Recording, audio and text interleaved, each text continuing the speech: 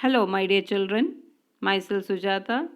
Today we will learn a new chapter from Geography, Chapter 4 Climate.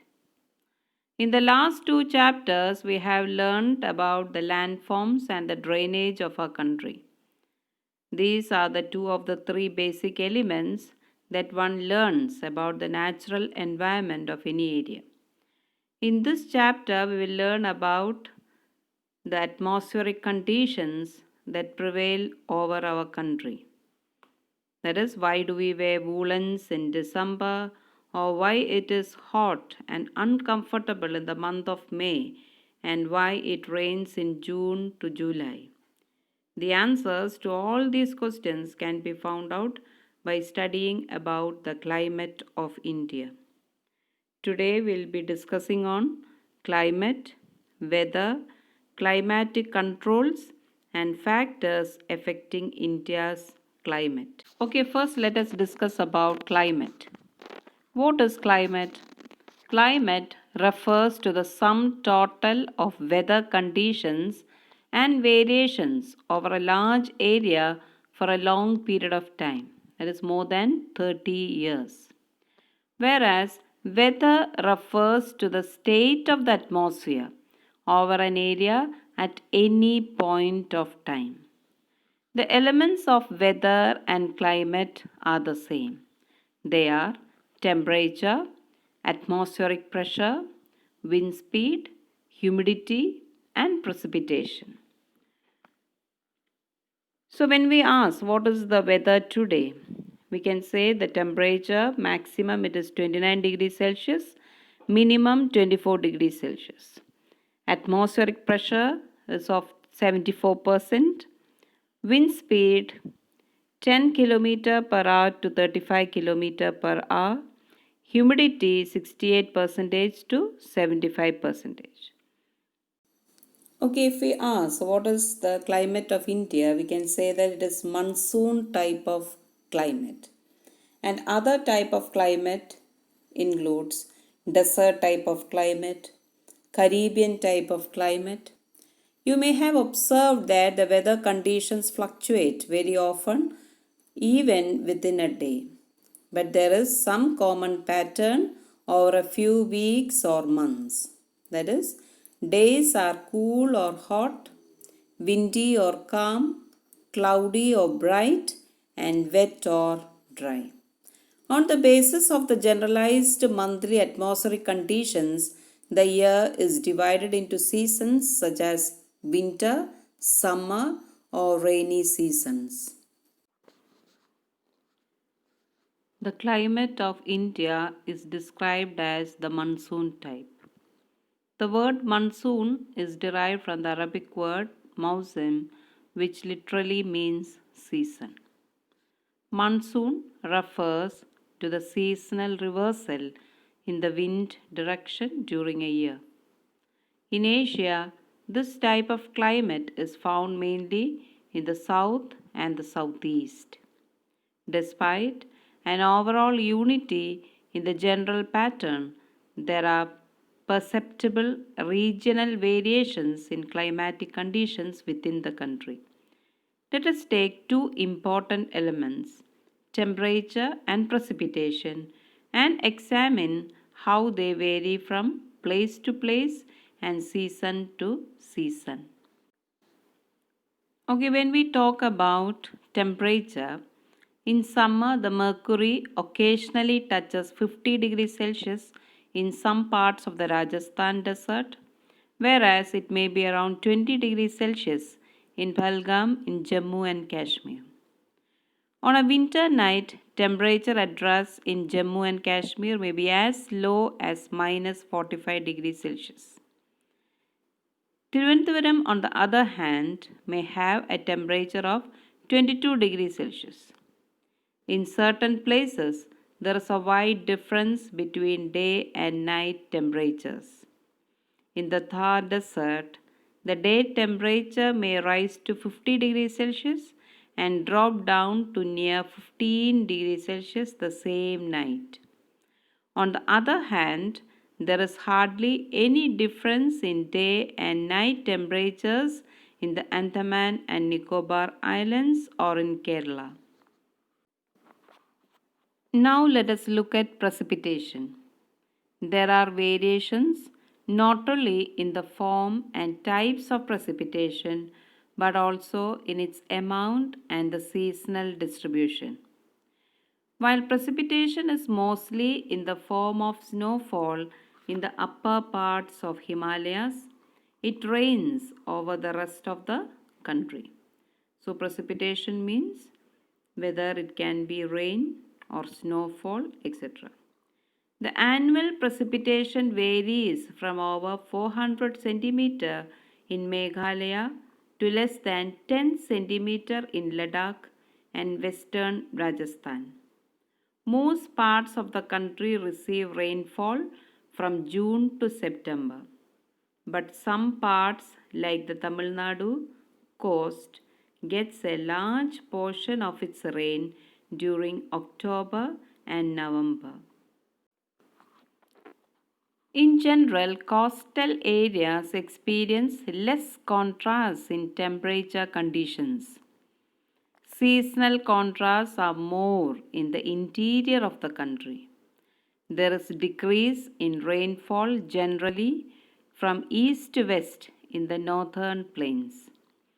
These variations have given rise to variety in lives of people in terms of the food they eat, the clothes they wear, and also the kind of houses they live in. Okay, now try to answer these questions. Why the houses in Rajasthan have thick walls and flat roofs? Why is it that the houses in the Tarai region and in Goa and Mangalore have sloping roofs? Why houses in Assam are built on stilts? Okay, now let us discuss about climatic controls. There are 6 major controls of the climate of any place. They are latitude, altitude, pressure and wind system, distance from the sea, ocean currents, and relief features.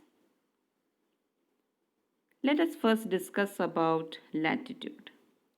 Due to the curvature of the earth, the amount of solar energy received varies according to latitude. As a result, air temperature generally decreases from the equator towards the poles. As one goes from the surface of the earth to higher altitudes, the atmosphere becomes less dense and temperature decreases. The hills are therefore cooler during summers. The pressure and wind system of any area depend on the latitude and altitude of the place. Thus, it influences the temperature and rainfall pattern.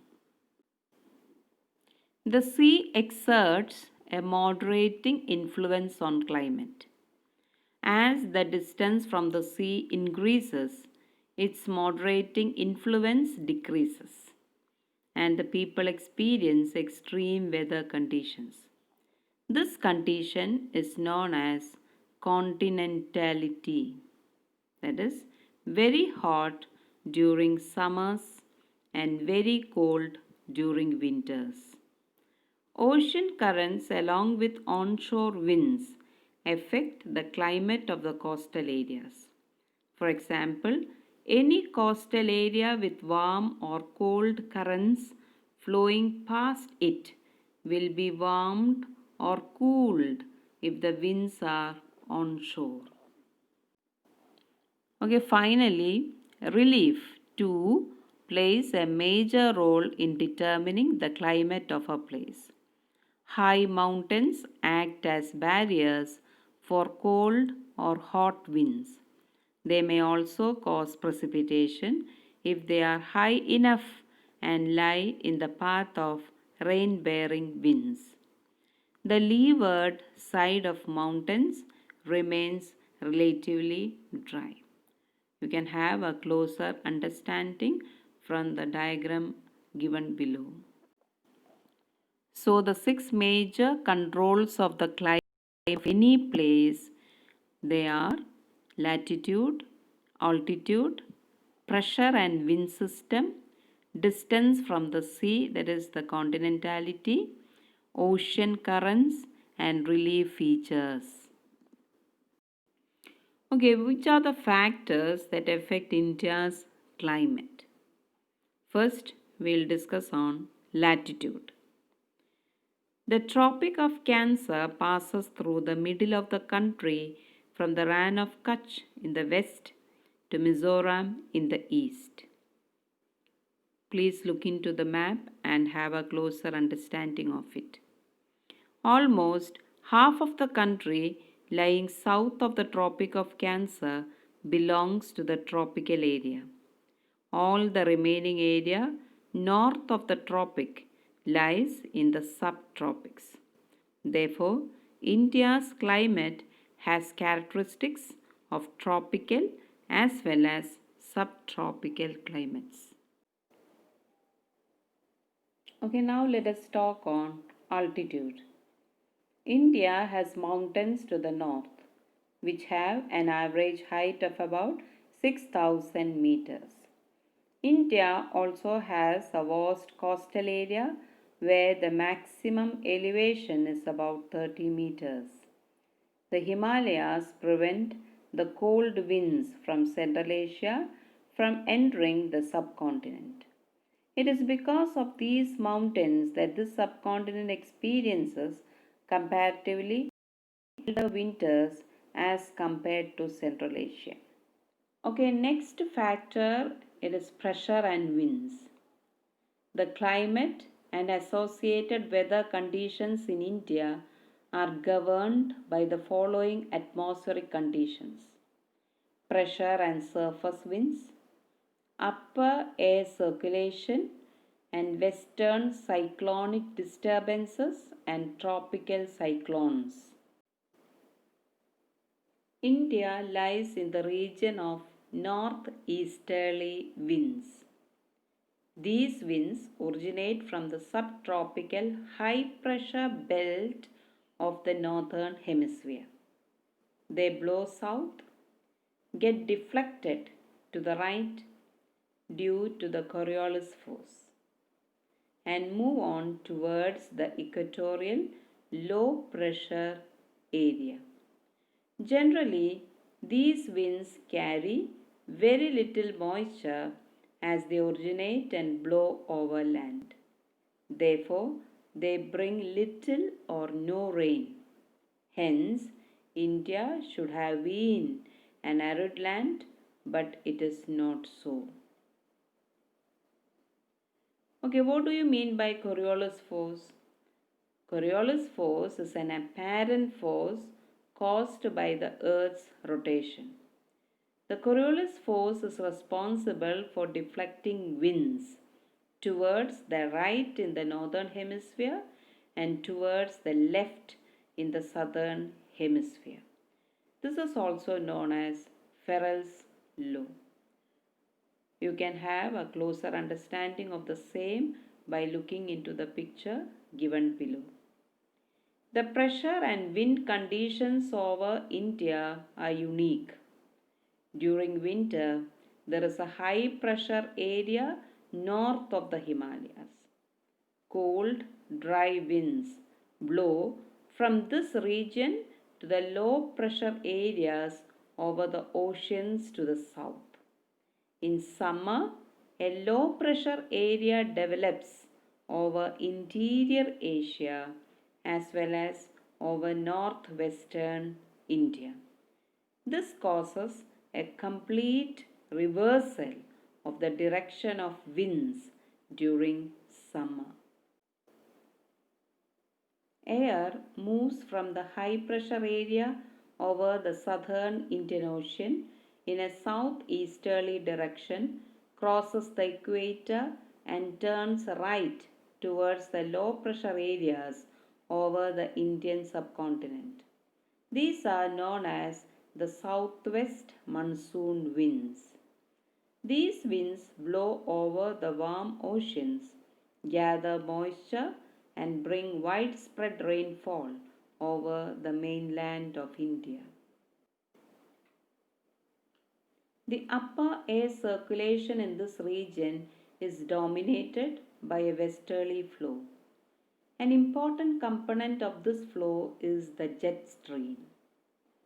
These jet streams are located approximately over 27 degree to 30 degree north latitude. Therefore, they are known as subtropical westerly jet streams. Over India, these jet streams blow south of the Himalayas all through the year except in summer. Okay, what do you mean by jet stream? These are a narrow belt of high altitude westerly winds in the troposphere, that is about 12,000 meters. Their speed varies from about 110 km per hour in summer to about 184 km per hour in winter. A number of separate jet streams have been identified. The most constant are the mid-latitude and the subtropical jet stream. The western cyclonic disturbances experienced in the north and northwestern parts of the country are brought in by this westerly flow. In summer, the subtropical westerly jet stream moves north of the Himalayas with the apparent movement of the sun. An easterly jet stream called the subtropical easterly jet stream blows over peninsular India approximately over 14 degree north during the summer months. You can look into the diagram given below for closer understanding. The western cyclonic disturbances are weather phenomena of the winter months brought in by the westerly flow from the Mediterranean region. They usually influence the weather of the north and northwestern regions of India. Tropical cyclones occur during the monsoon as well as in October to November and are part of the easterly flow. These disturbances affect the coastal regions of the country.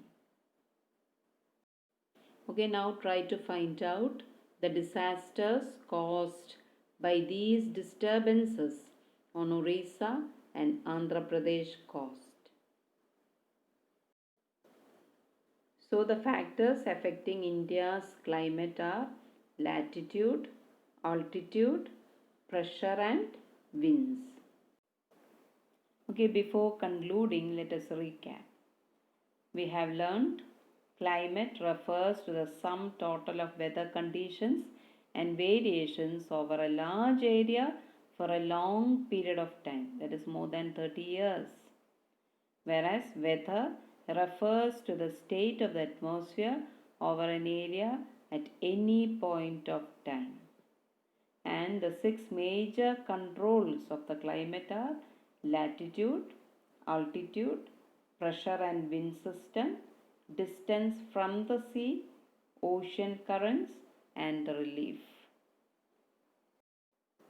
Okay, hope you have understood. Now go through the slides again and again. Meet you in the next session. Thank you.